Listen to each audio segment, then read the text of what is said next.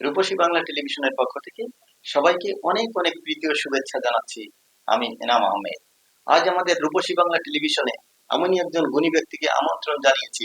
তিনি হচ্ছেন প্রিন্সিপাল মোহাম্মদ হারুনার রশিদ এবং বর্তমানে সিনিয়র যুগ্ম মহাসচিব জনশক্তি পার্টি, ভাসানী জনশক্তি পার্টি। উনি বর্তমানে গুরুত্বপূর্ণ একটা দায়িত্বে আছেন। আমি তার কাছে জানতে চাইব, ভারত বাংলাদেশ সম্পর্কে বর্তমানে যে বৈষম্য চলছে, সেই বৈষম্য বিষয় আপনি কিছু দর্শকের উদ্দেশ্যে বলুন। বিসমিল্লাহির রহমানির রহিম। ধন্যবাদ এনাম ভাই। বাংলাদেশ ভারত সম্পর্ক একটা ঐতিহাসিক ভিত্তির উপর দাঁড়িয়ে আছে। 1971 সালে মহান মুক্তিযুদ্ধে ভারত আমাদেরকে সার্বিক সহযোগিতা করেছিল, যার মাধ্যমে আমরা স্বাধীনতা অর্জন করেছি। কিন্তু বিগত 54 বছরে যতটুকু দায়িত্বের সাথে এই সম্পর্ককে এগিয়ে নেওয়া প্রয়োজন ছিল, আমরা বারবার চেষ্টা করলেও ভারত সেটা করতে পারেনি। ভারতের বিভিন্ন গণমাধ্যম, বিভিন্ন রাজনৈতিক নেতা এবং বলতে গেলে আমাদের পার্শ্ববর্তী পশ্চিমবঙ্গের গণমাধ্যম সর্বদাই বাংলাদেশের বিরুদ্ধে বিভিন্ন রকমের মিথ্যা অপপ্রচার পরিচালনা করে। আর তাছাড়া আপনি একটা বিষয় জানবেন যে রাষ্ট্রের কোনো বন্ধু নাই, রাষ্ট্রের আছে স্বার্থ। সাবেক ব্রিটিশ প্রধানমন্ত্রী লর্ড হেনরি টেম্পল স্পষ্টই বলেছেন যে রাষ্ট্রের কোনো বন্ধু নাই, রাষ্ট্রের আছে স্বার্থ। তো বিগত সময়গুলিতে 54 বছরে ভারত আমাদের চারপাশে কাঁটাতারের বেড়া দিয়েছে, অন্যায়ভাবে ফেলানিকে মেরে ঝুলিয়ে রেখেছে, আমাদের সীমান্তে অবৈধভাবে আমাদের বাংলাদেশি জনগণকে তারা গুলি করে হত্যা করে, আর তাদের বাজারে আমাদেরকে ঢুকতে দেয় না। অথচ বাংলাদেশের বাজারে তাদের অবাধ বাণিজ্য। বিশেষ করে আপনি আশ্চর্য হবেন যে ওরা আমাদের দেশে বাণিজ্য করে $17 বিলিয়ন, আর আমরা বাণিজ্য করি মাত্র $1 বিলিয়ন। এই যে পাহাড় সম বৈষম্য, এটা ভারত নিজের স্বার্থেই সবসময় করে আসছে। আর ওরা কোনো সময় আমাদেরকে কোনো বিশেষ সুবিধা প্রদান করে না। তো এই যে একটা বৈষম্য বর্তমান চলছে, এই বৈষম্যর প্রতিকার কি, সেই বিষয়ে তো এটার প্রতিকারটা একদম সহজ। ভারতকে এগিয়ে আসতে হবে। কেননা আমি আগেই বলেছি, রাষ্ট্রের কোনো বন্ধু নাই, রাষ্ট্রের স্বার্থ।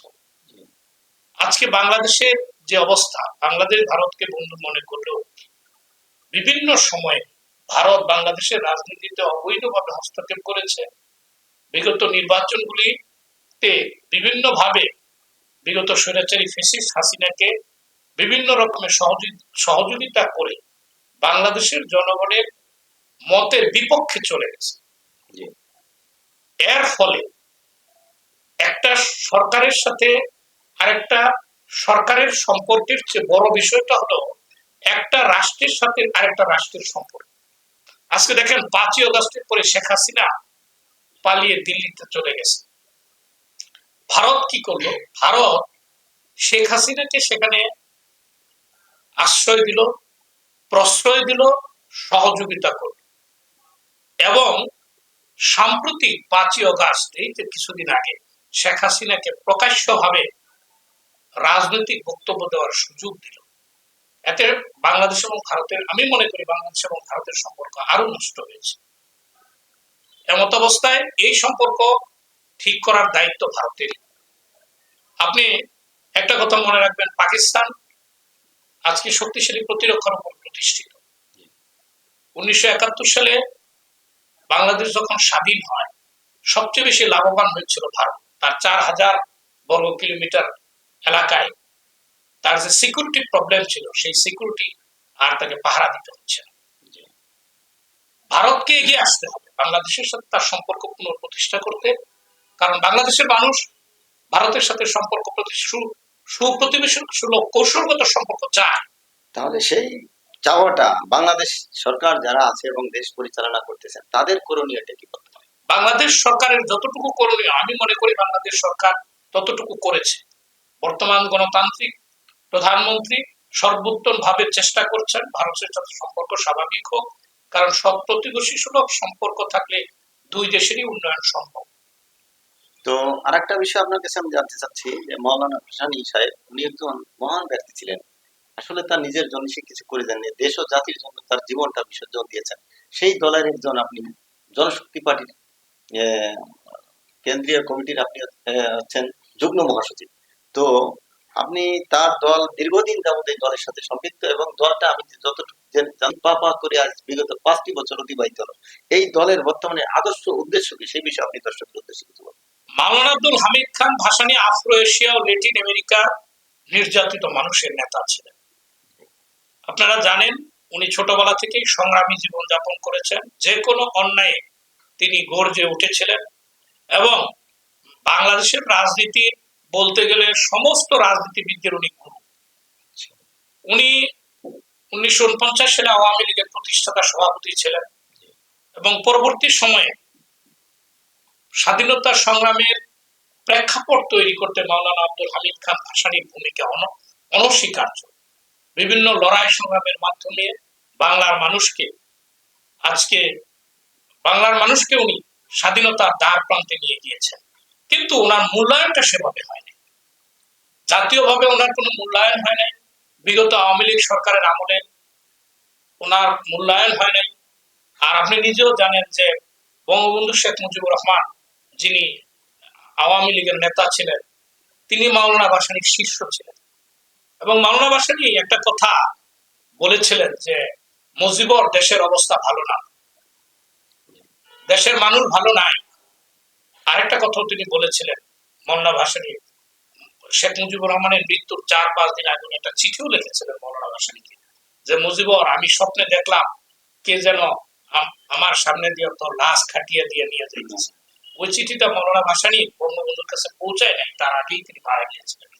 উনি দূরদর্শী নেতা ছিলেন। আমরা মাওলানা ভাসানীর আদর্শের সৈনিক। আমার প্রিয় নেতা শেখ রফিকুল ইসলাম বাবলু, উনি বীর মুক্তিযোদ্ধা। উনি মাওলানা ভাসানীর আদর্শকে প্রতিষ্ঠার জন্য এই ভাসানী জনশক্তি পার্টি উনি আজকে চেয়ারম্যান। উনি বিগত ফ্যাসিস্ট হাসিনা সরকারের আমলে 19শে জুলাই জাতীয় প্রেস ক্লাবের সামনে গুলিবিদ্ধ হয়।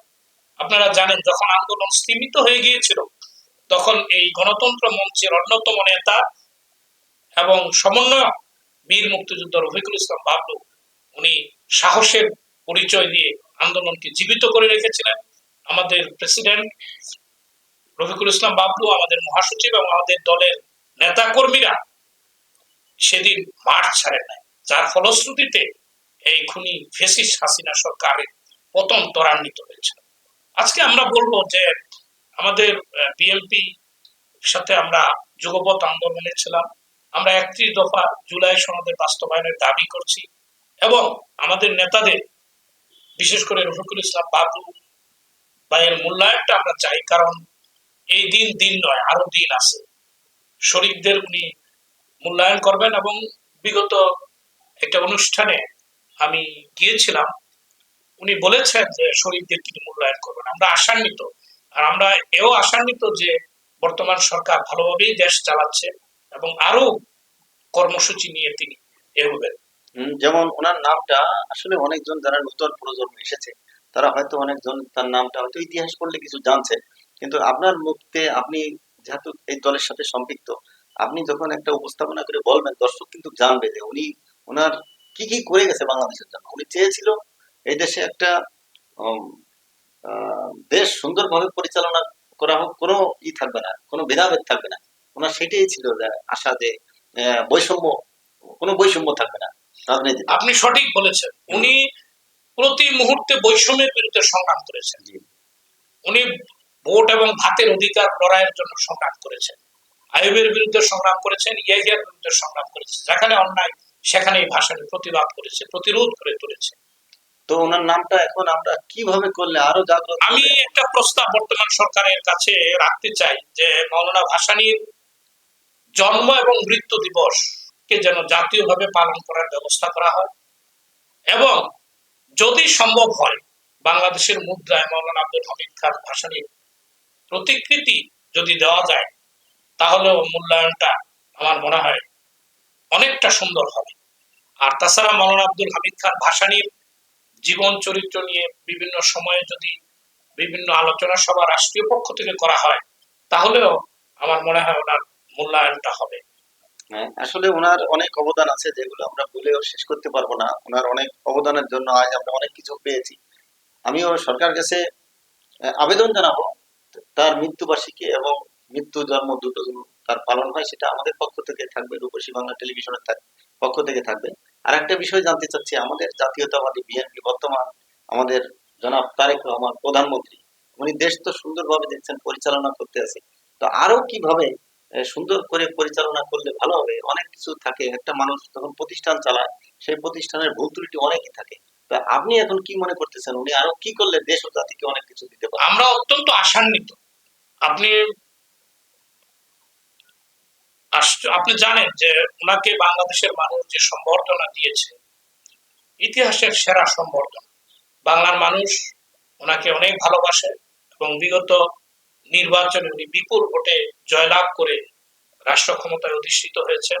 আমরা ওনার নির্বাচনী এলাকায় কাজ করেছি এবং আমার দল ভাসানী জনশক্তি পার্টি সারা বাংলাদেশে ওনার বিএনপির পক্ষে কাজ করেছি। আমাদের 12 জন ক্যান্ডিডেট ছিল বিভিন্ন জায়গায়।